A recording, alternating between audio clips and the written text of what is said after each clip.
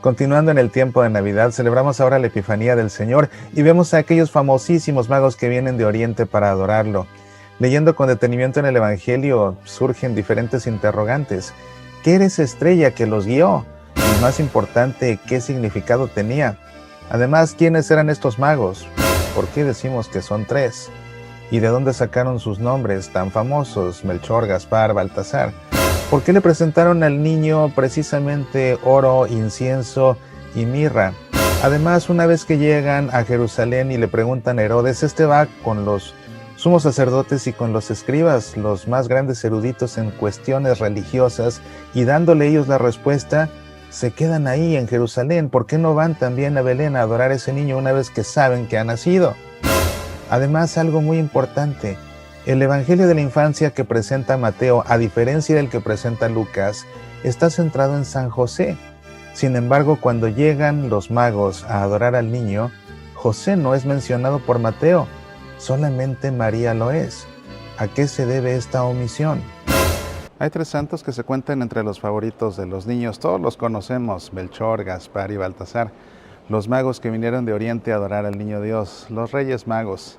Y son santos favoritos de los niños por convenencieros, porque sabemos lo que sucede en la Epifanía, cuando le llevan regalos a los niños que se portan bien. Aquí en la Catedral de Colonia podemos venerarlos. Santos Melchor, Gaspar y Baltasar, rueguen por nosotros. Me ha sobrecogido,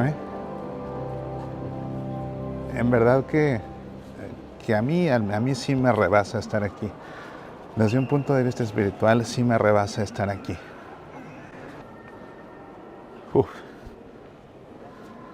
No pensé que fuera a ser una experiencia de fe tan fuerte.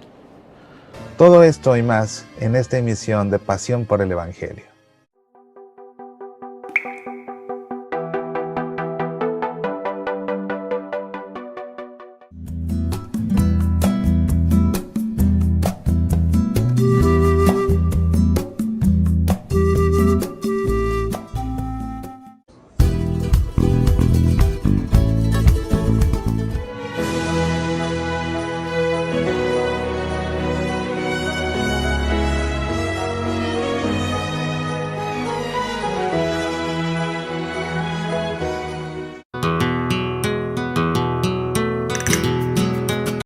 Bienvenido a una emisión más de nuestro programa Pasión por el Evangelio, en este canal católico en el que tienes la garantía total de que todo su contenido es fielmente católico. Es un canal por completo acorde con el magisterio de la Iglesia, apegado a la doctrina de la Iglesia, apegado a las Escrituras y, por supuesto, siempre fiel a nuestro Papa. Trae a muchos mucha alegría, por supuesto, la Epifanía, sobre todo a los niños, ¿verdad? Y a nosotros también de adultos, porque nos trae recuerdos de cuando éramos niños, y si tenemos hijos no deja de ser una ocasión por demás gozosa. El Evangelio de hoy es por demás conocido, pero cuando lo leemos con detenimiento nos damos cuenta de que tiene muchos detalles, no solamente interesantes, sino también importantes para nuestra fe. En este programa, como siempre, haremos la lectura del Evangelio que leemos en la Santa Misa. Después haremos su análisis bíblico y concluiremos, como es costumbre, con un momento de oración.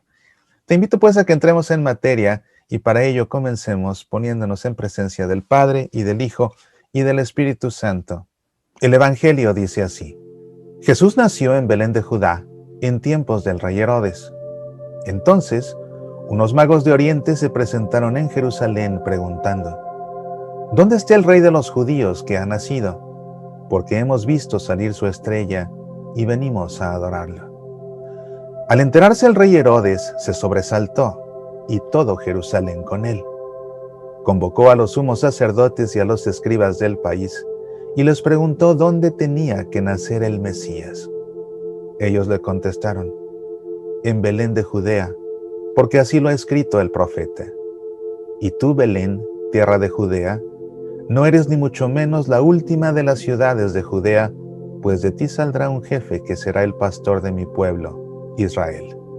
Entonces Herodes llamó en secreto a los magos para que le precisaran el tiempo en que había aparecido la estrella, y los mandó a Belén diciéndoles: Vayan y averigüen cuidadosamente acerca del niño, y cuando lo encuentren, avísenme, para ir yo también a adorarlo. Ellos, después de oír al rey, se pusieron en camino, y de pronto la estrella que habían visto salir comenzó a guiarlos hasta que se detuvo en el lugar donde estaba el niño. Al ver la estrella, se llenaron de inmensa alegría. Entraron en la casa, vieron al niño con María, su madre, y cayendo de rodillas lo adoraron. Después, abriendo sus cofres, le ofrecieron regalos: oro, incienso y mirra. Y habiendo sido advertidos en sueños para que no volvieran a donde estaba Herodes, se marcharon a su tierra por otro camino. Como te digo, es un pasaje por demás conocido, pero conviene que lo vayamos analizando poco a poco, así que partamos del principio. Esta perícopa que nos ocupa en esta ocasión, que es la perícopa de los magos del Oriente que adoran a Jesús, se encuentra ubicada en el Evangelio de la Infancia que presenta Mateo. Recuerda que solamente 2 evangelistas nos hablan acerca de la infancia de Jesús. Uno de ellos es Lucas, el otro es Mateo, que es el evangelio que se lee independientemente del ciclo litúrgico el domingo de la Epifanía, debido a que este pasaje de la Epifanía está contenido únicamente en ese evangelio. Siendo más específicos en su contexto, ya limitando al contexto inmediato, es decir, una perícopa antes y una perícopa después, encontramos inmediatamente antes la perícopa de la concepción virginal de Jesús y misión de José. Inmediatamente después de la que nos ocupa hoy, encontramos la perícopa de la huida a Egipto.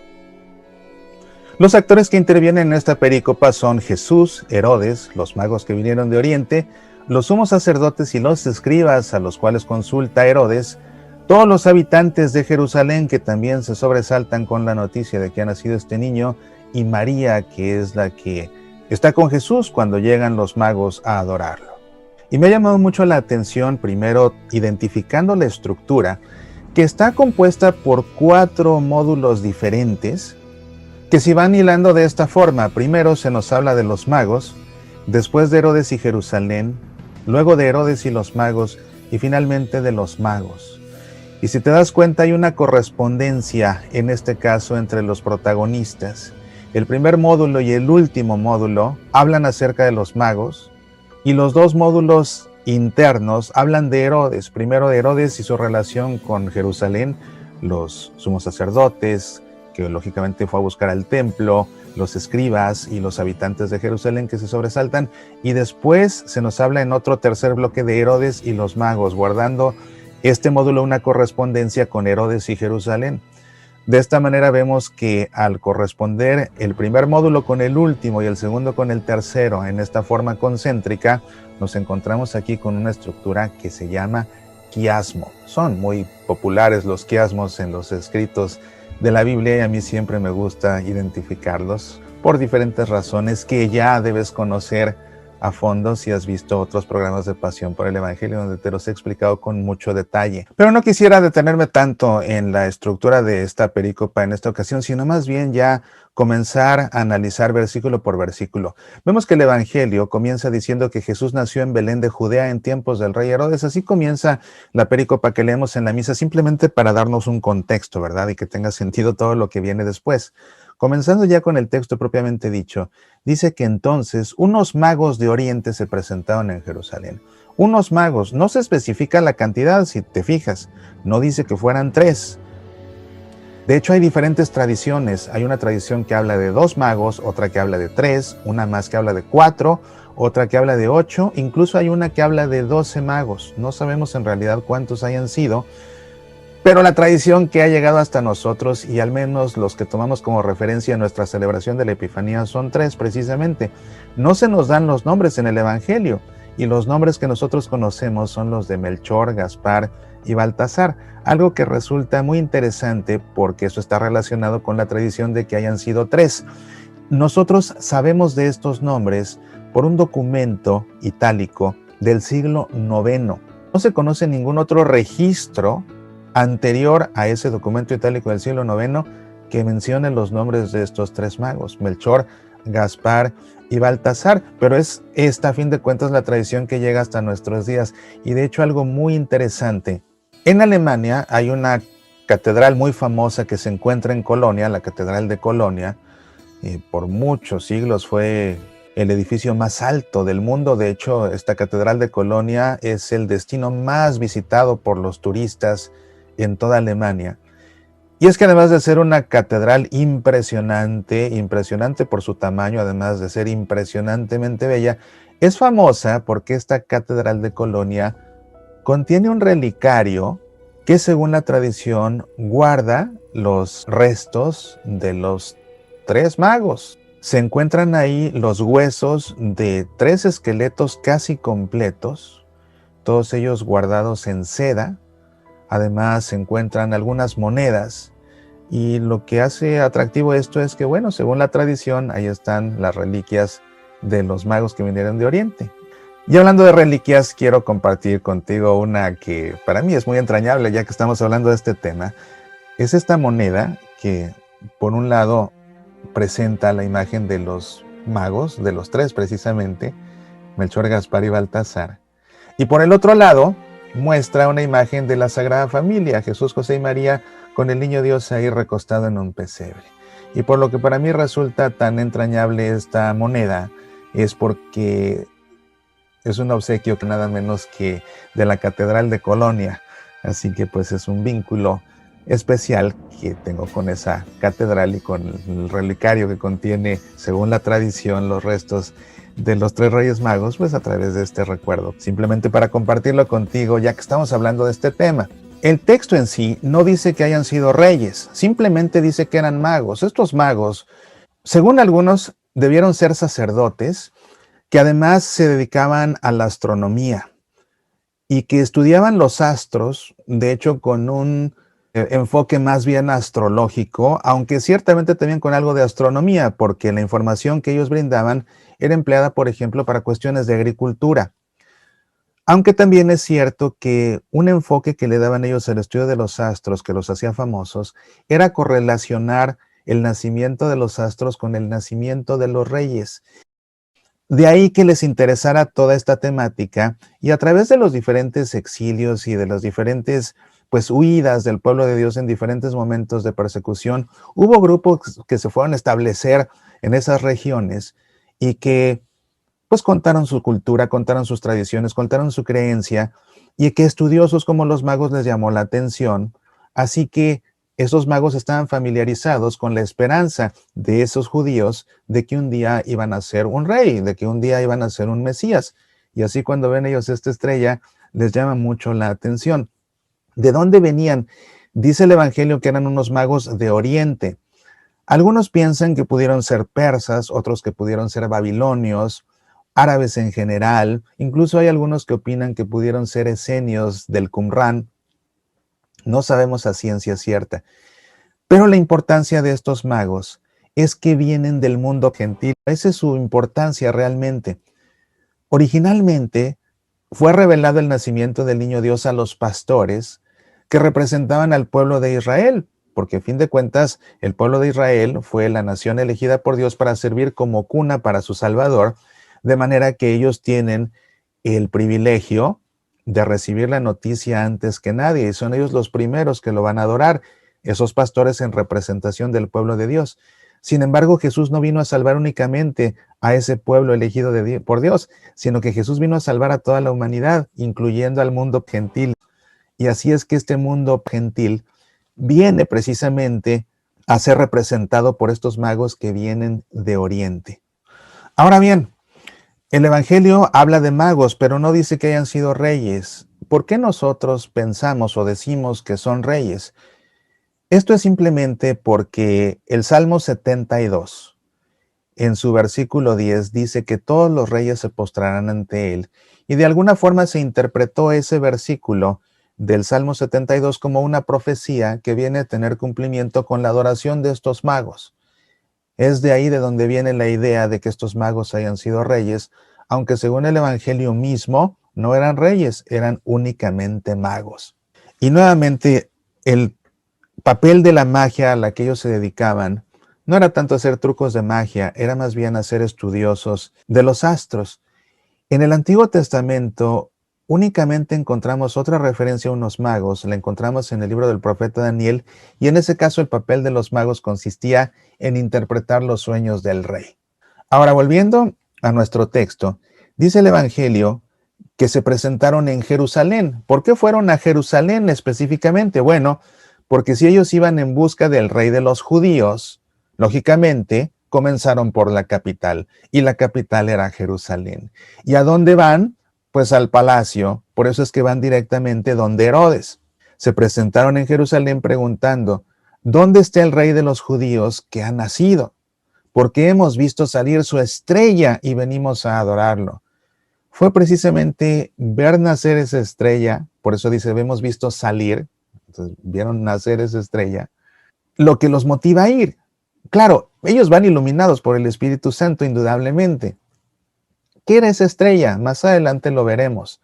Pero el caso es que llegan aquí a Jerusalén a preguntar, y cuando se entera el rey Herodes, dice el Evangelio, al enterarse el rey Herodes se sobresaltó. ¿Por qué? Porque se llenó de miedo. ¿Cómo es que ha nacido alguien que va a ser el rey? Entonces, ¿dónde quedo yo? Porque era el rey de Judea. Y para colmo, esto sucede en un periodo de la vida de Herodes en el que él atravesaba un gran delirio de persecución que 7 años antes lo había llevado a mandar matar a 2 de sus hijos, Aristóbulo y Alejandro, porque temía que ellos le fueran a arrebatar el poder.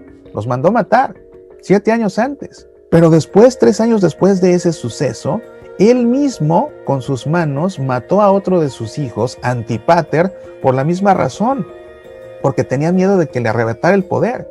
Entonces, cuando se entera de que ha nacido alguien que va a ser rey, se llena de miedo. Y por eso es que después va a querer matarlo. Y por eso es que después, cuando los magos no vengan a decirle dónde se encuentra ese niño, va a enviar al ejército a que acabe con todos los menores de 2 años de edad. No le importaba arrasar con todos los menores de 2 años, con tal de asegurarse de que ese rey no iba a usurpar su trono. Cosa que para alguien que se había deshecho de 3 de sus propios hijos no tiene nada de sorprendente. Dice el Evangelio que todo Jerusalén se sobresaltó con él. Es decir, la noticia de que ha nacido alguien que va a ser el rey causó gran revuelo. Y ese gran revuelo, que seguramente para algunos habrá causado inquietud, para muchos incluso alegría, pues todo eso hace que Herodes se llene más de miedo todavía, al ver que la gente está emocionada de que ha nacido alguien que va a ser el rey. Entonces, Herodes convoca a los sumos sacerdotes, fíjate, a las máximas autoridades religiosas, no va con cualquier sacerdote, convoca a los sumos sacerdotes. Ahí se encontraba el templo, precisamente en Jerusalén, que por cierto, esa fue una de las grandes obras de Herodes, hay que reconocerlo, y este es Herodes el Grande, no es su hijo Herodes Antipas, que fue el que mató a Juan Bautista y luego el que juzgó a Jesús cuando, pues al final, ¿verdad? En el momento de la pasión de Jesús, ese fue el hijo, Herodes Antipas. En este caso es Herodes el Grande, y este Herodes el Grande fue el que reconstruyó el gran templo de Jerusalén. Esa fue una buena obra de él. Bueno, pues ese templo que él mandó a reconstruir va a buscar a los sumos sacerdotes, a las máximas autoridades religiosas, y eso es muy importante. Quienes están preguntando por el niño que ha nacido, por ese rey, por ese Mesías, están preguntando unos paganos que vienen de Oriente, que no pertenecen al pueblo de Dios. ¿Quién tiene la respuesta? Las máximas autoridades religiosas, y no solo ellos. Dice el Evangelio que también le preguntó a los escribas del país. ¿Y quiénes eran los escribas? Los eruditos en las escrituras. A fin de cuentas, los eruditos en la palabra de Dios. Pues resulta que entre los más grandes líderes religiosos, las más grandes autoridades religiosas y los más grandes eruditos en la palabra de Dios, le dan la respuesta. Él les preguntó, ¿dónde tenía que nacer el Mesías? Ellos contestaron, en Belén de Judea, porque así lo ha escrito el profeta. Así lo ha escrito el profeta. Y esto tiene entonces muchísimo peso, porque si ellos están diciendo que así lo ha escrito el profeta, lo que están diciendo es, esta es la palabra de Dios. Y dicen entonces, y tú, Belén, tierra de Judea, no eres ni mucho menos la última de las ciudades de Judá, pues de ti saldrá un jefe que será el pastor de mi pueblo Israel. Aquí lo que está haciendo Mateo es mezclar una profecía de Miqueas con una profecía que aparece en el segundo libro de Samuel. Las mezcla y le agrega además de su cosecha. Y es como compone la respuesta que le ofrecen estas autoridades religiosas y estos eruditos en la escritura. Pero lo importante es que dicen, así lo ha escrito el profeta. Entonces, esta respuesta que te estamos dando, Herodes, es palabra de Dios. Y según la palabra de Dios, este niño ha nacido en Belén, tierra de Judea. Pero hay que poner atención a toda esta respuesta porque dice, de ti saldrá un jefe que será el pastor de mi pueblo Israel. ¿Por qué era tan importante Belén? Porque Belén era la tierra donde había nacido el rey David. ¿Y quién había sido David originalmente? Un pastor. Era simplemente un pastor. ¿Recuerdas la historia de cómo fue elegido cuando de una pedrada mató a Goliat el filisteo? Y bueno, pues ese pastor llegó a ser el segundo rey de Israel, sucediendo a Saúl. Pero David era un rey pastor, y en esa ciudad santa de Belén, del linaje real de David, de la casa de David, va a nacer uno que va a ser también un rey que pastoreará a Israel. Y ese rey que pastoreará a Israel es el Mesías. Entonces de aquí le dan esta respuesta a Herodes. Pero qué interesante que las autoridades religiosas y los eruditos en la escritura tienen la respuesta y responden.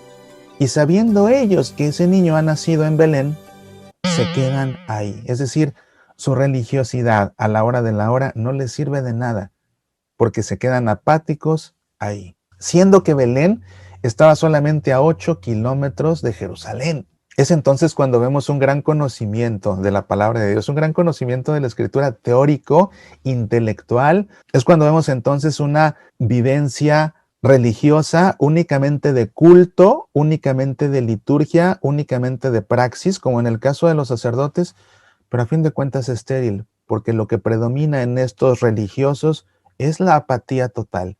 Estando tan cerca y sabiendo que nació, ahí se quedan. ¿Y quiénes son los que siguen su camino para encontrarlo? Los que vienen del mundo pagano, los que vienen del mundo externo al pueblo elegido por Dios.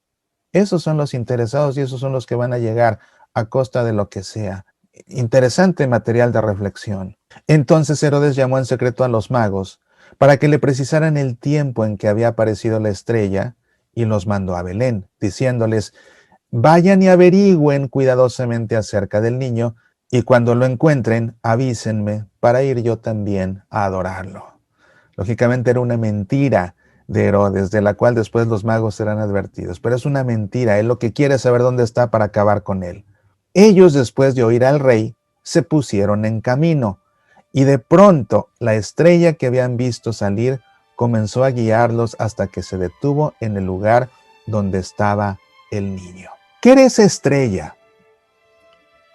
Mucho se ha estudiado sobre la estrella.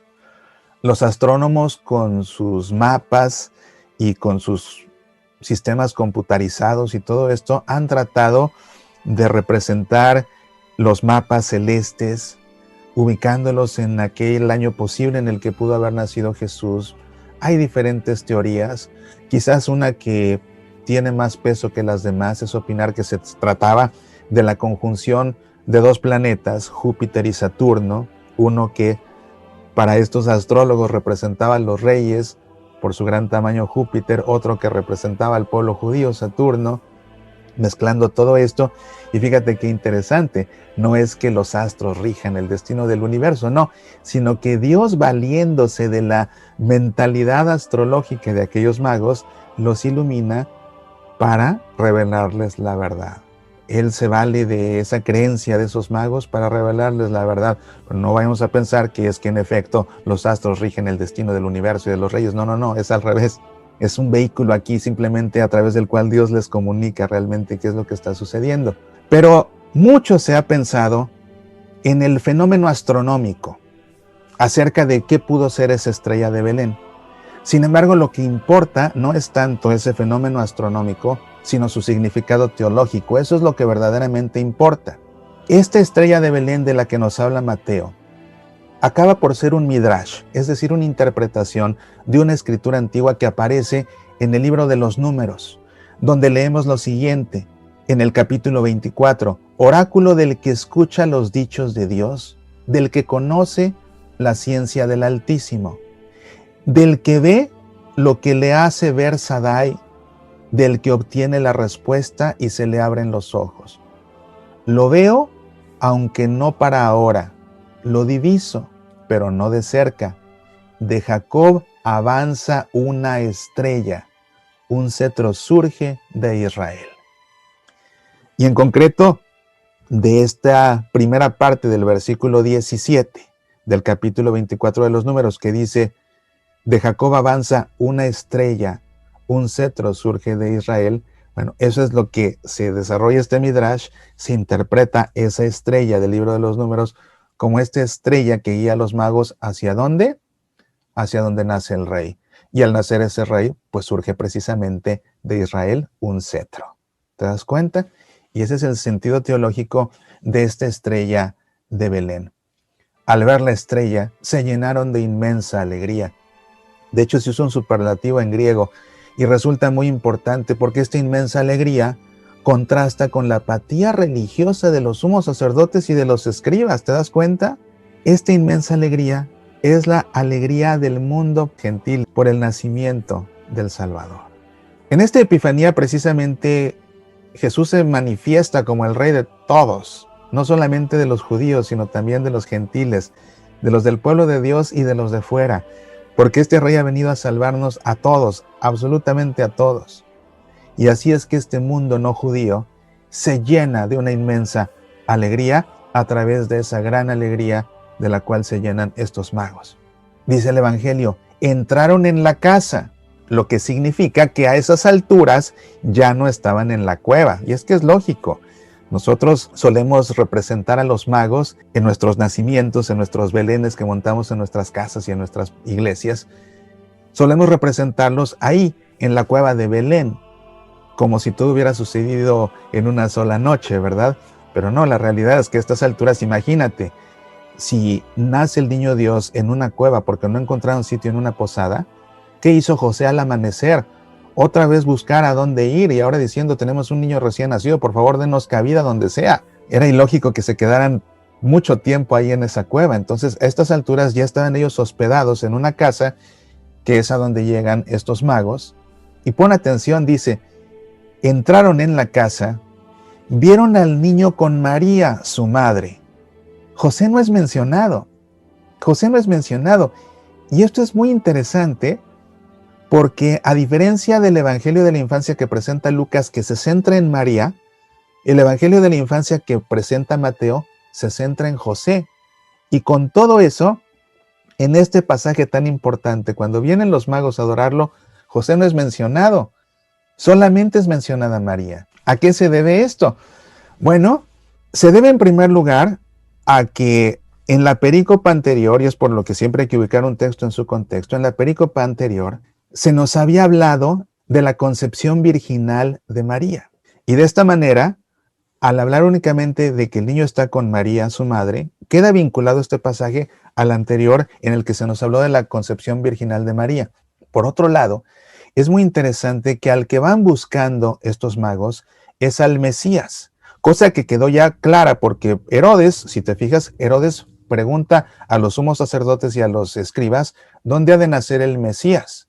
Y ellos corroboran que es el Mesías cuando dicen que nacerá en Belén de Judea, ¿verdad? Ese rey que será pastor de Israel, a fin de cuentas el Mesías. Entonces, esto es un texto mesiánico.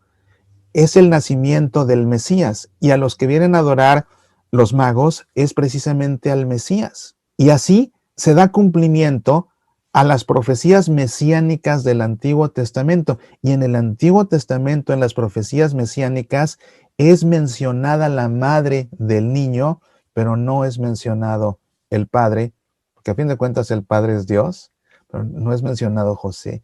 Y siguiendo esa línea de esos textos mesiánicos, aquí el evangelista se calla la presencia del padre y enfatiza únicamente la presencia de la madre. ¿Cuáles textos en el Antiguo Testamento mesiánico encontramos? El más importante de todos, el protoevangelio.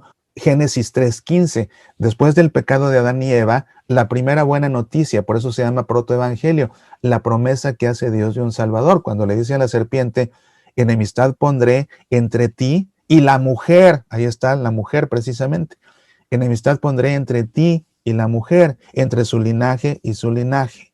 Otro texto mesiánico lo encontramos en el mismo profeta Miqueas, de donde se basaron para esa respuesta precisamente que se le dio a Herodes. En el capítulo 5, versículo 2 dice, el tiempo en que dé a luz la que ha de dar a luz.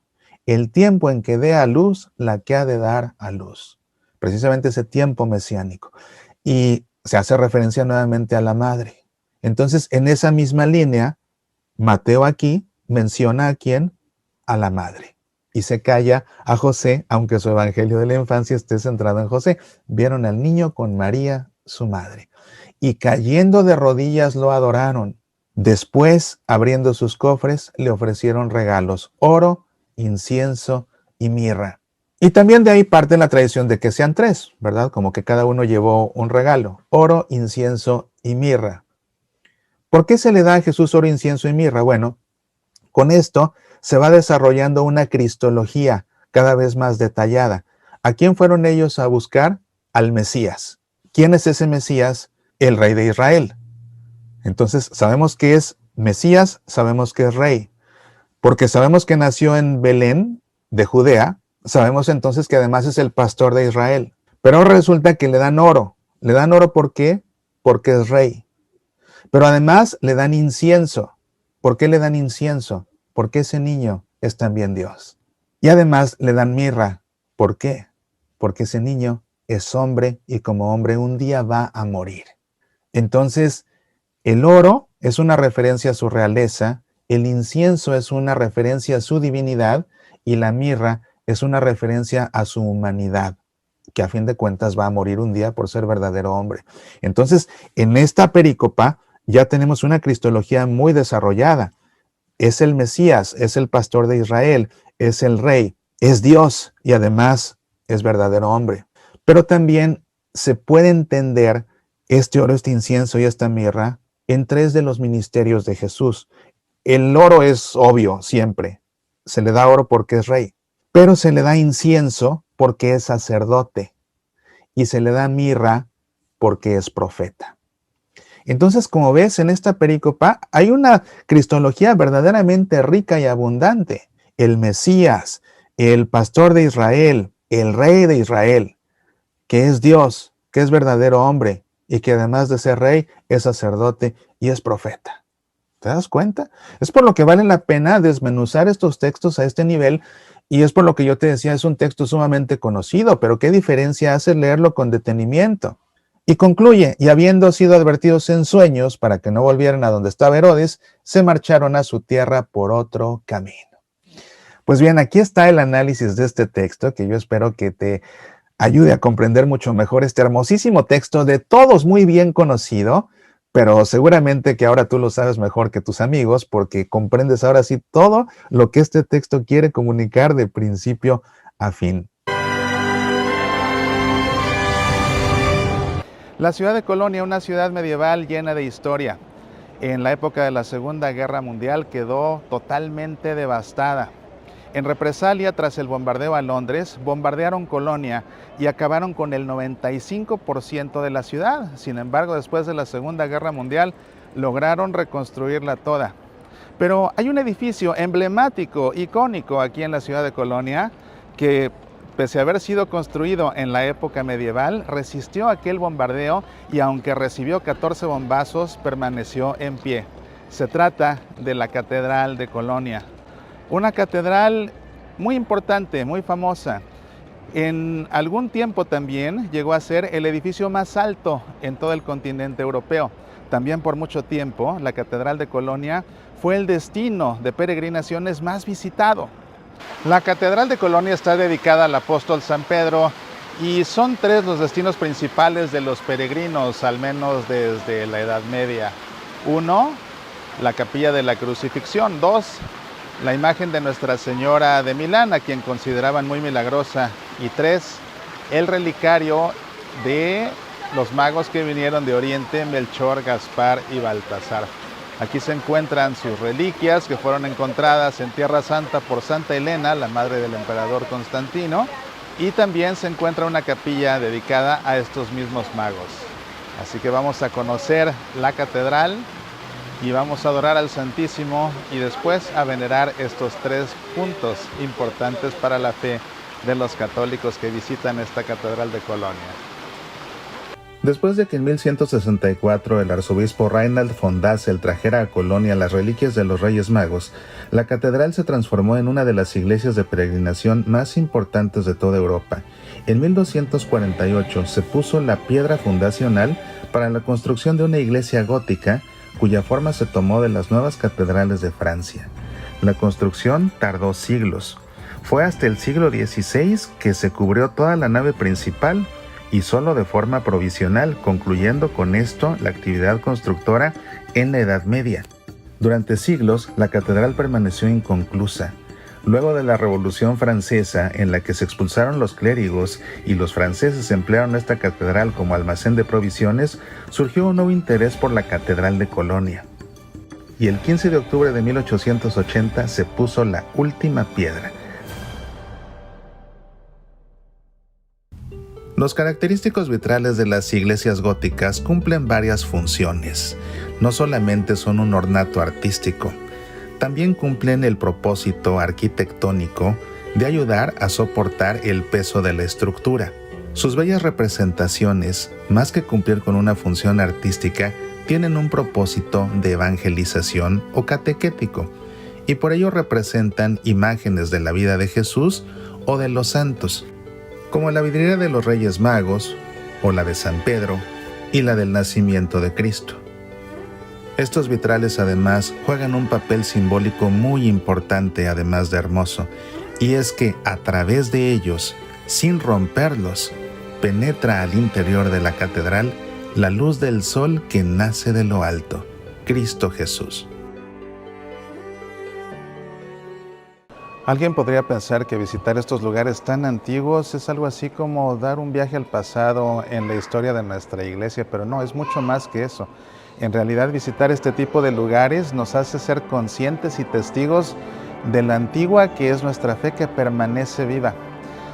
Me acaba de suceder algo que simplemente me enchinó la piel y fue poder ver la capilla de la crucifixión.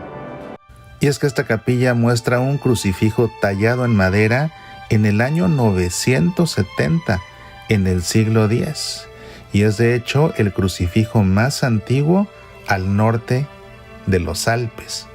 Este crucifijo muestra una imagen muy importante para la cristología. No muestra a un Cristo en agonía en su pasión, tampoco muestra a un Cristo resucitado en su gloria. Este crucifijo muestra más bien a un Cristo muerto, con los ojos cerrados. Un Cristo que ha muerto por nuestros pecados. Una iglesia catedral no es una gran iglesia construida de piedra, no. Una iglesia catedral es aquella donde se encuentra localizada la sede del obispo. Sede significa silla. La sede de un obispo se llama cátedra, de ahí que sea esta la iglesia catedral.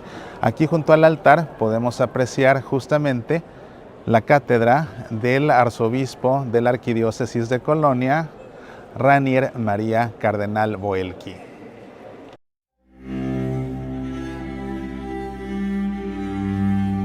Al fondo del altar, en el claristorio del coro, podemos apreciar las ventanas de los reyes colocadas en el año 1300.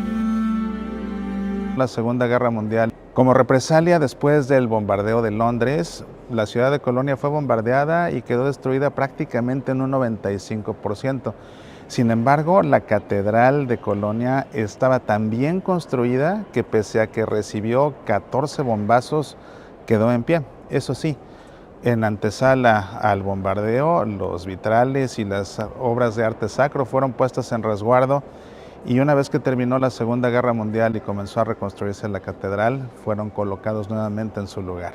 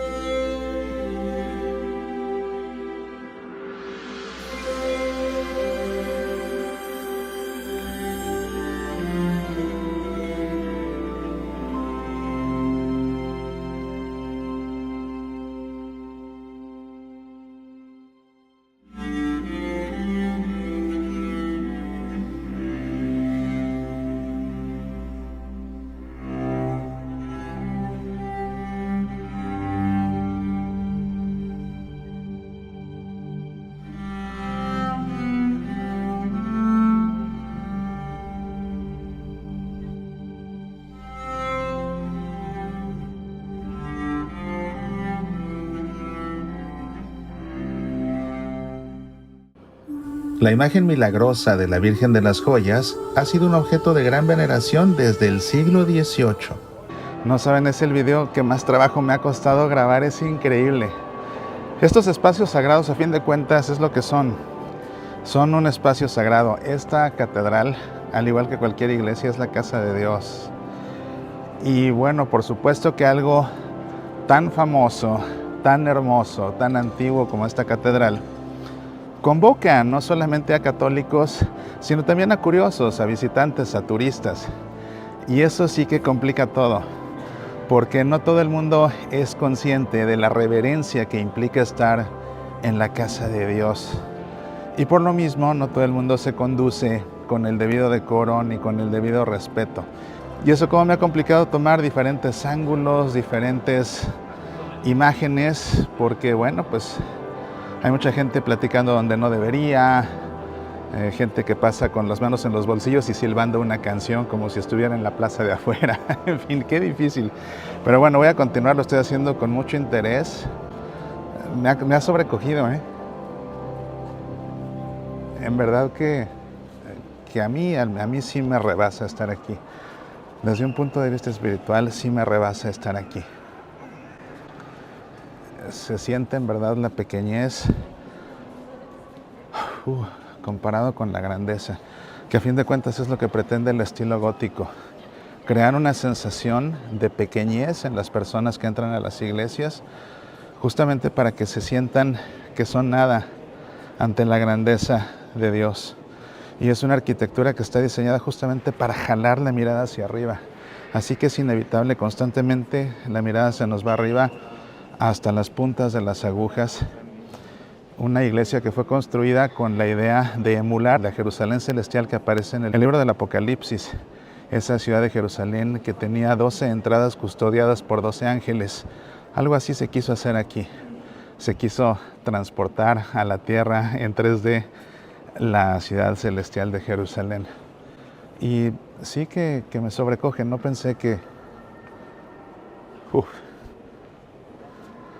No pensé que fuera a ser una experiencia de fe tan fuerte. Y sobre todo por lo que vi hace unos días cuando estuve en Nuremberg, en aquella hermosísima iglesia de San Lorenzo, que en otro video pueden ver. Esa iglesia que era católica y que perdimos con la Reforma Protestante, que gracias a Dios se conservó todo su arte sacro católico, siendo ahora una iglesia protestante. Entonces ver una iglesia como esta, como la Catedral de Colonia, todavía como una iglesia católica en este país, pues es una experiencia fuerte, y sobre todo sabiendo cómo están las cosas de la iglesia católica aquí en Alemania, sabiendo que sus obispos y cardenales le están llevando al baile, le están llevando por un sendero que no es el sendero de la Iglesia Católica, porque no es el sendero del Evangelio, porque no es el sendero de Cristo Jesús. Y eso es preocupante, es bastante preocupante. Entonces como que de alguna forma me causa mucho dolor ver cómo la iglesia en Alemania se está derrumbando, pero se mantiene en pie todavía esta impresionante catedral de Colonia.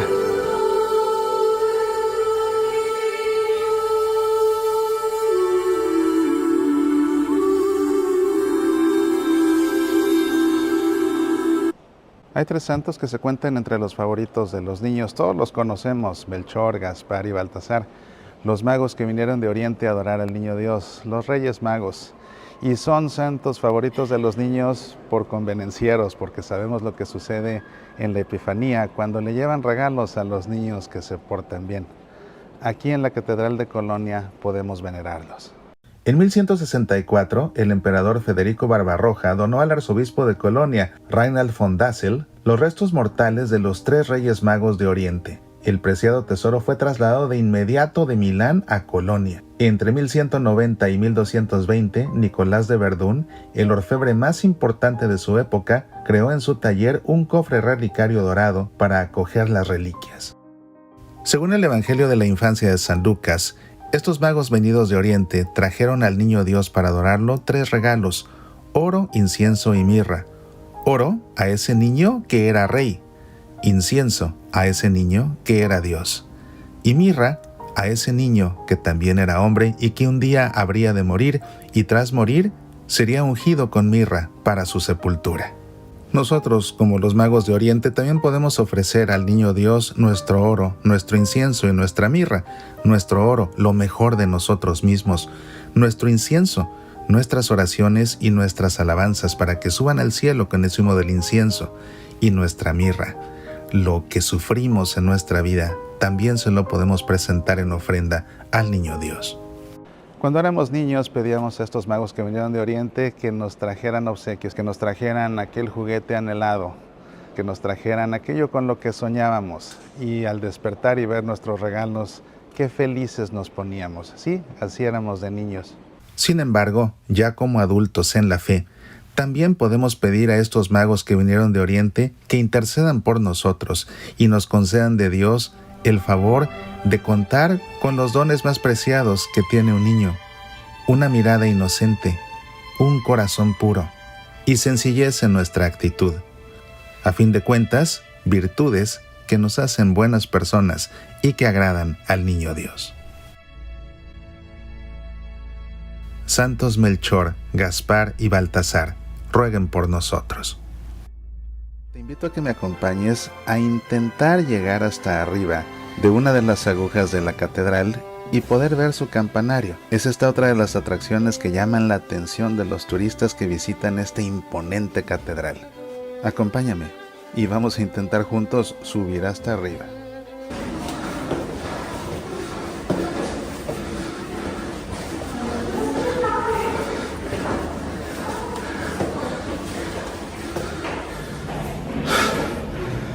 Cuesta 8 euros por adulto, 4 los niños y estudiantes. Si me acabo regresando, pues bueno, va a ser un donativo para la catedral.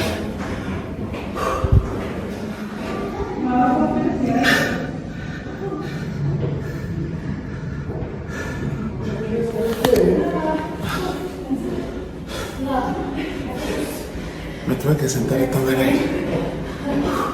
Y no me de saber cuánto falta. Bien, gente, me tengo que quitar.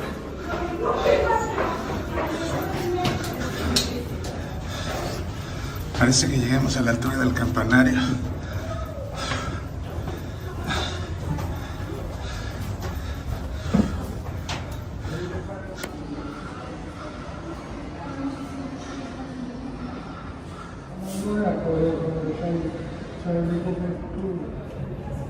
La subida total es de 509 escalones. A estas alturas hemos recorrido poquito más de la mitad y ya podemos ver aquí las primeras campanas y una bonita vista de la ciudad de Colonia.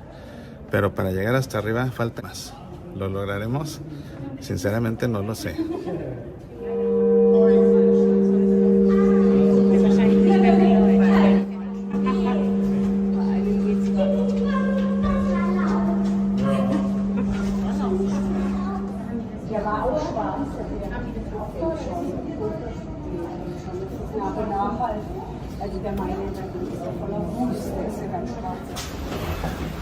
Intentemos subir más, a ver hasta dónde llegamos y si podemos llegar hasta arriba.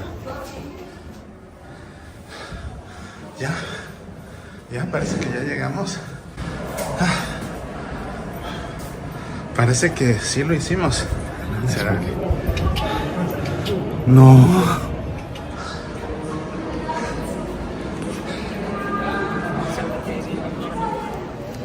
A estas alturas tienen hasta un resucitador por si a alguien de plano se les pone mal.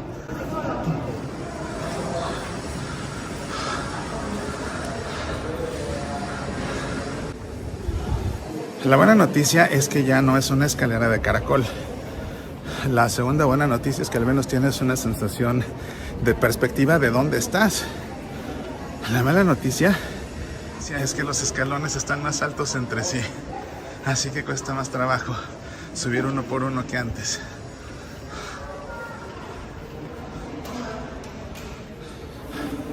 Bueno, creo que otra muy buena noticia es que al menos aquí circula el aire, porque esa escalera de caracol era un verdadero sauna. Vean qué vista.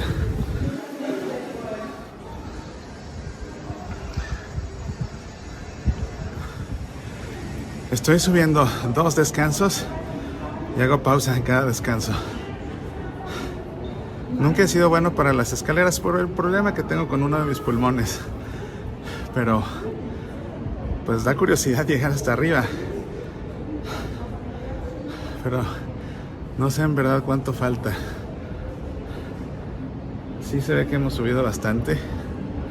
Vaya, el viento que entra sacude la escalera, Por sólida que es esta estructura, se sacude la escalera en donde estoy. Vamos a seguir.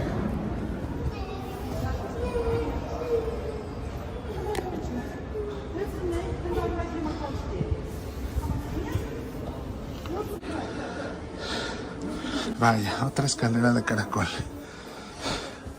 Y esta está mucho más estrecha.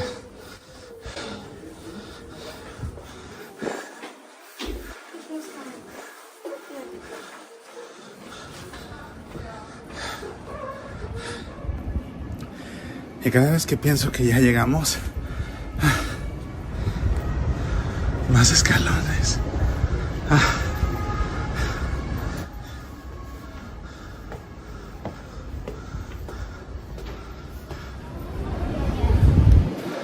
Vaya, la vista es impresionante. Ahí vemos el río Rin en todo su esplendor.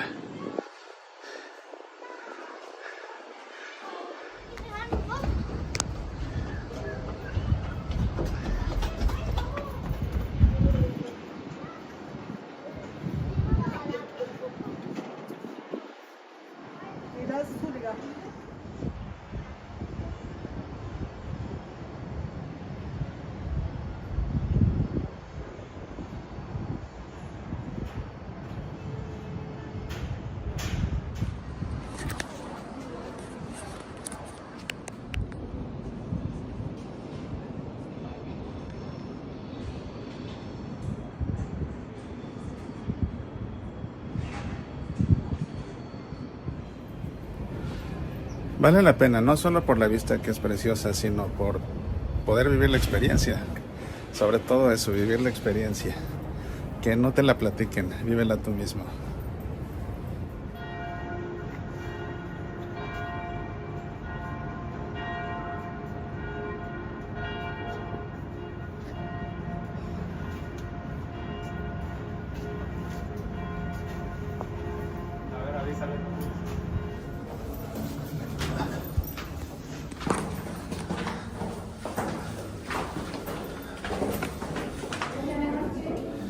Ya bajé de la aguja. ¿Cuál es mi impresión? ¿Vale la pena?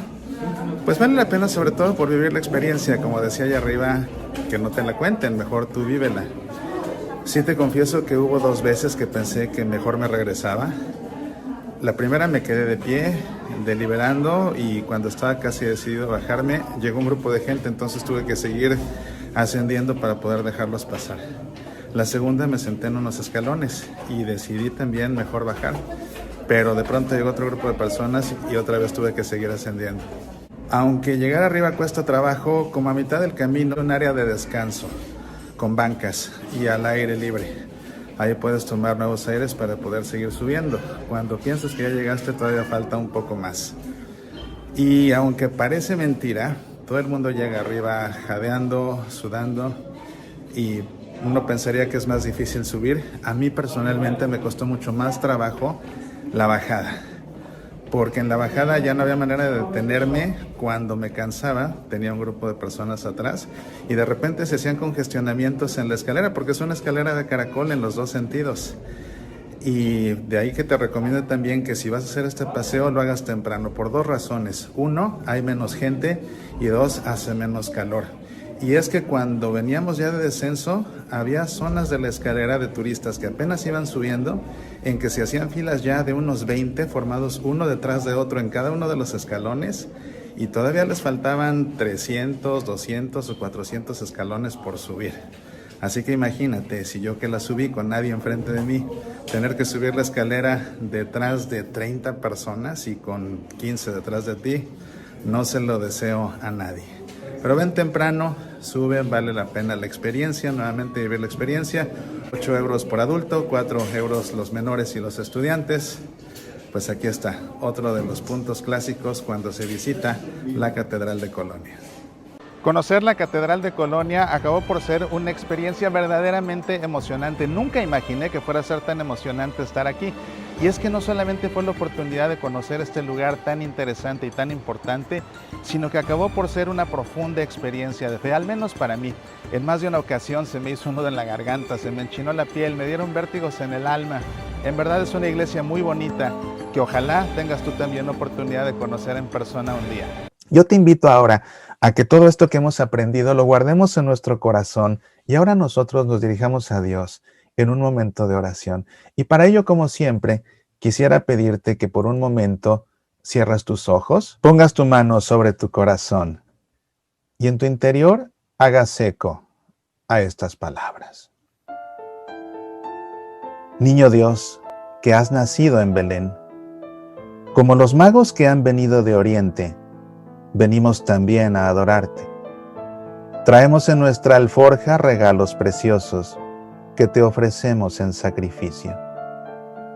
Te ofrecemos hoy nuestro oro, aquello que resplandece en nuestra vida, lo mejor de nosotros, lo bueno de nosotros, eso que nos hace dignos. Nuestros aciertos, nuestros logros, nuestros triunfos, nuestras buenas obras. Te las entregamos hoy con todo su esplendor. Te ofrecemos hoy nuestro incienso. Ante ti ponemos nuestras súplicas en oración. Todo lo que necesitamos en la vida lo ponemos ante ti, suplicando que nos lo concedas según tu voluntad. Y confiados de que tu amor providente nos proveerá de aquello que en verdad necesitemos, en la cantidad justa y en el momento más oportuno. Nuestra plegaria de subir hasta tu Padre en el cielo, elevada por el humo de nuestro incienso. Te ofrecemos hoy nuestra mirra, la amargura inevitable de nuestras vidas, aquello que nos pesa y nos aflige, aquello que nos llena de tristeza, aquello que nos llena de vergüenza, aquello que nos ha robado el sueño. Sabemos que siendo Dios, te has hecho hombre para compartir nuestras dolencias y redimirnos de ellas. Como los magos que vinieron de Oriente, nos postramos hoy ante ti, mientras tu madre, que también es nuestra, te sostiene con ternura en sus brazos para que podamos contemplar tu dulce rostro. Concédenos que así como la luz de una estrella guió a los magos de tierras lejanas hasta ti, seamos nosotros mismos estrellas, por cuya luz sean guiados a tu encuentro aquellos que se encuentran lejos. Amén.